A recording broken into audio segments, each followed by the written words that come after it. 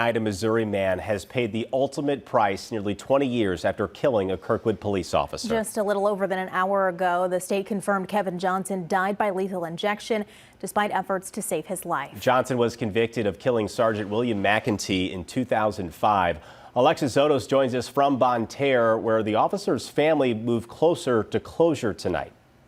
At 7:40, Kevin Johnson was officially pronounced dead here at Bonne Terre Prison. The wife and family of Sergeant William McEntee were there to witness the execution. We heard from Mrs. McEntee for the first time as she spoke about her husband and the 17-year wait for justice. Bill was killed on his hands and knees in the front of strangers and people he dedicated his life to.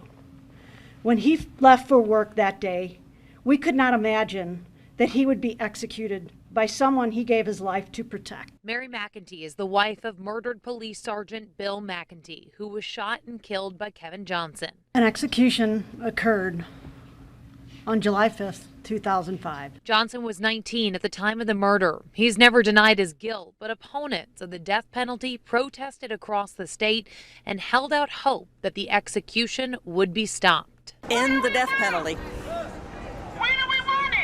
It doesn't help.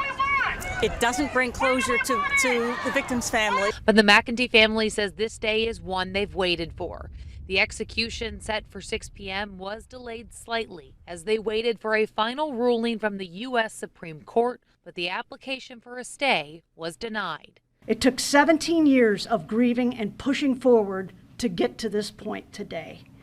This is something I hope no other family has to go through, because you truly never forget or get over. In addition to family, former prosecutor Bob McCullough was present for the execution.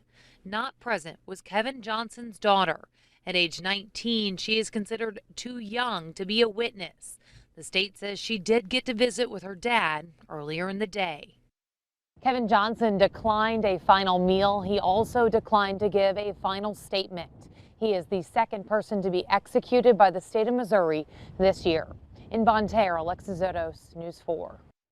And as Alexis mentioned, the U.S. Supreme Court weighed in late this evening.